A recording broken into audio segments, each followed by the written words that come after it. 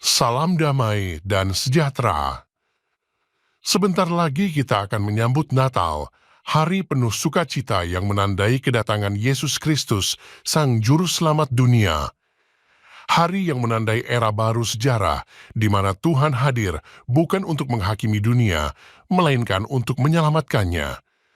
Bahkan peristiwa Natal itu sendiri begitu simbolik, sehingga menegaskan peran keselamatan yang dibawa Sang Mesias adalah untuk semua orang.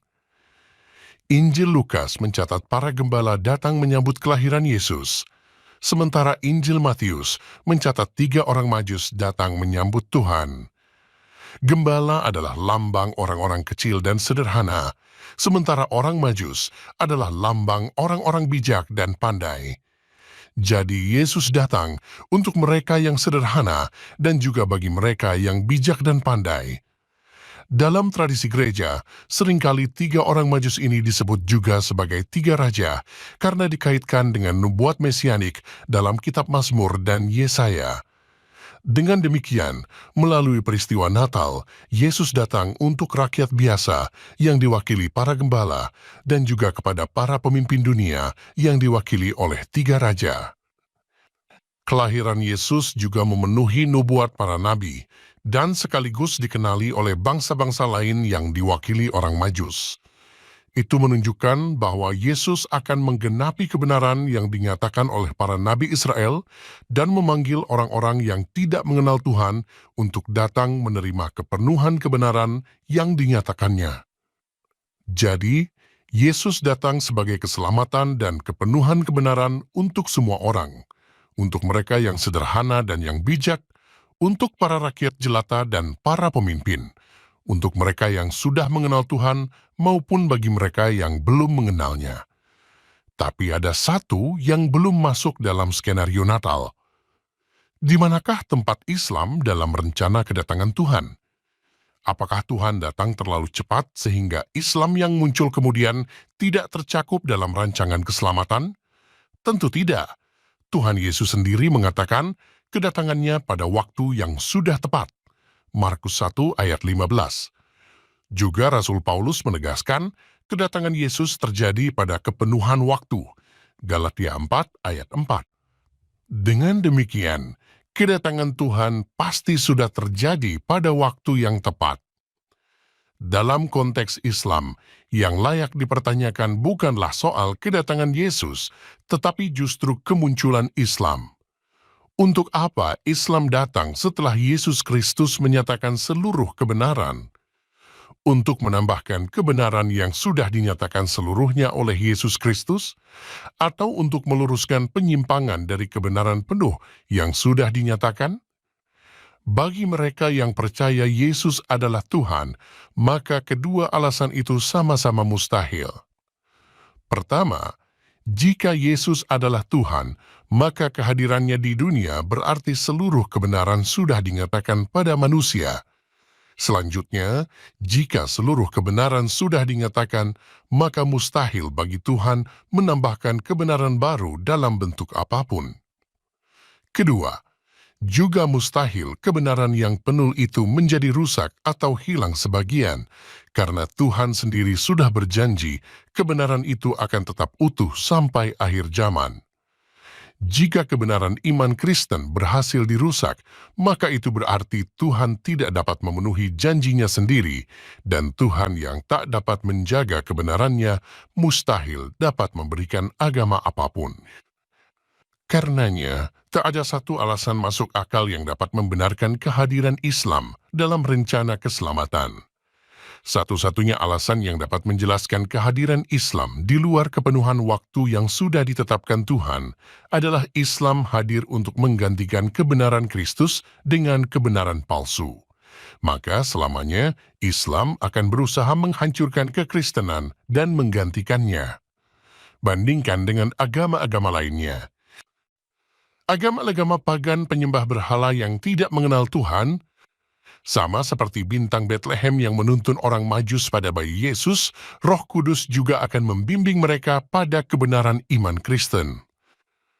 Orang-orang Ortodoks dan Protestan yang memisahkan diri dari Gereja Kristus Mereka adalah domba-domba Tuhan yang ada di luar kandang, dan pada waktunya akan disatukan menjadi satu kawanan dengan satu gembala. Yohanes 10 ayat 16. Orang-orang Yahudi yang menolak Kristus, pada akhirnya mereka seperti cabang pohon zaitun asli yang pernah terpisah, namun dicangkokkan kembali pada pohon yang semula, sehingga seluruh Israel akan diselamatkan. Roma 11 ayat 23-26. Lalu bagaimana dengan Islam? Kehadiran Islam yang di luar kepenuhan waktu membuat rencana keselamatan bagi Islam memang tidak tertulis dalam kitab suci. Satu-satunya yang cocok untuk Islam adalah golongan yang dalam kitab Wahyu disebut sebagai orang-orang yang namanya tidak tertulis di dalam kitab kehidupan. Wahyu 13 ayat 8, Wahyu 17 ayat 8, Wahyu 20 ayat 15. Santo Thomas Aquinas mengkaitkan kitab kehidupan ini dengan kebenaran Tuhan. Maka istilah orang-orang yang namanya tidak tercatat dalam kitab kehidupan ditujukan kepada golongan yang sejak semula kehadirannya bertujuan untuk melawan atau menghancurkan kebenaran Tuhan. Dalam konteks ini, Islam adalah salah satu di antaranya. Jadi Islam yang sengaja datang untuk menolak kebenaran Kristus sudah dinubuatkan akan terus melawan gerejanya sampai akhir. Kebencian Islam terhadap kekristenan ini sudah menjadi bagian dari DNA Islam yang tertanam sejak kehadirannya di dunia. Celakanya, kebencian itu tidak hanya berhenti pada kekristenan, tapi juga pada semua kelompok yang dipanggil untuk bersatu di dalam kekristenan.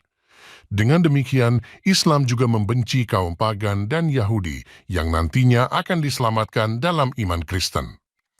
Itu sebabnya penghancuran masif situs-situs Buddhisme yang bersejarah di Afghanistan, pemboman terhadap Candi Borobudur beberapa puluh tahun lalu, konflik agama di India dan Pakistan, kebencian terhadap negara Israel dan kaum Yahudi, kekerasan dan genosida terhadap umat Kristen di berbagai negara Afrika, gerakan terorisme global yang mengatasnamakan Islam, bangkitnya radikalisme kaum imigran Muslim di negara-negara Eropa, bukanlah kejadian yang terpisah.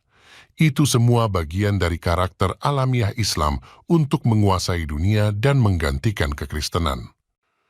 Sayangnya, sejak Konsili Vatikan II, Gereja Katolik mengubah pandangannya terhadap Islam.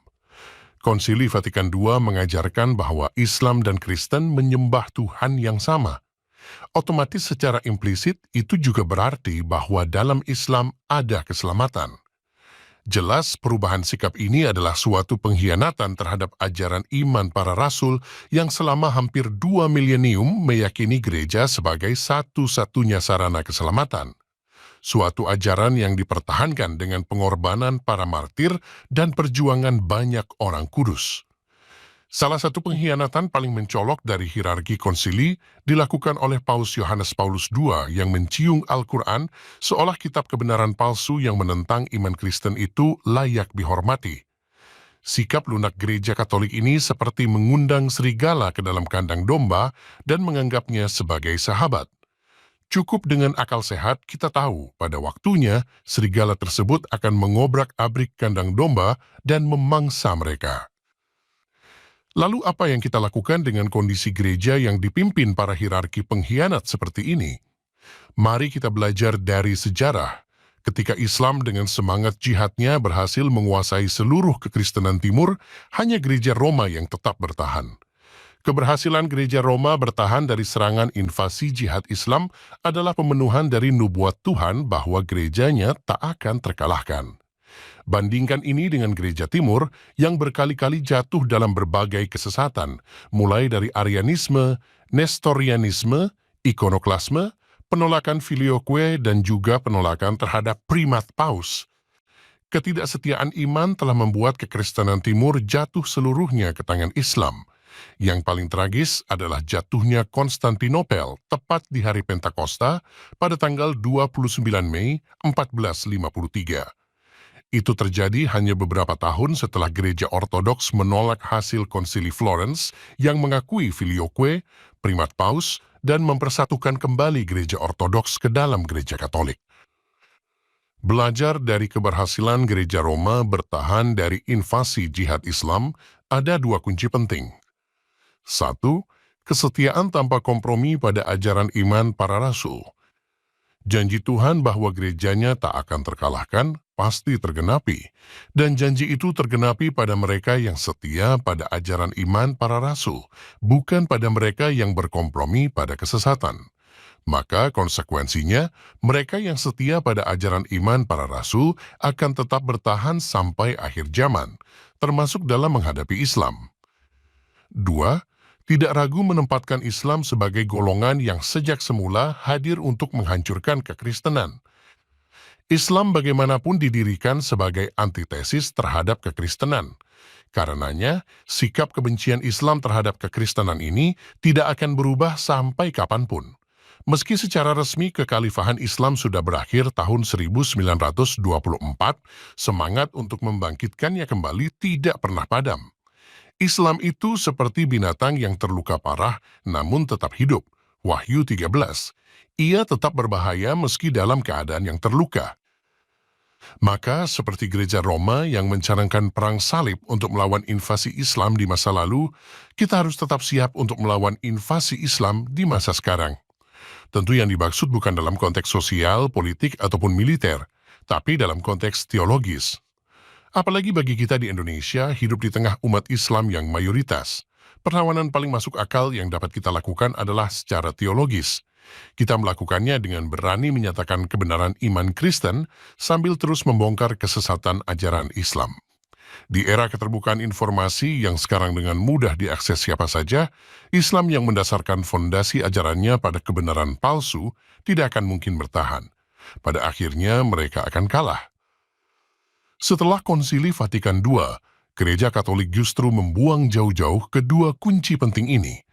Mereka berkompromi dengan kesesatan demi mengikuti perkembangan zaman dan mengubah pandangannya terhadap Islam dengan terus mengupayakan dialog omong kosong dengan mereka.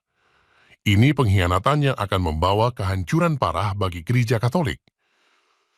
Meski kita tetap setia di dalam Gereja Katolik, kita tidak perlu mengikuti para hierarki konsili yang tersesat. Para hierarki gereja konsili tidak lebih dari para Yudas modern dan Petrus yang sedang menyangkal Tuhan. Kita tidak perlu mengikuti kejatuhan mereka. Sebaliknya, kita harus tetap setia pada ajaran iman para rasul sebagai penggenapan janji Tuhan bahwa gerejanya, meski harus mengalami masa-masa kehancuran, tidak akan terkalahkan. Salah satunya adalah dengan menolak Konsili Vatikan II yang menjadi pangkal perubahan merusak di dalam gereja Katolik. Terima kasih atas perhatian Anda. Viva Christore!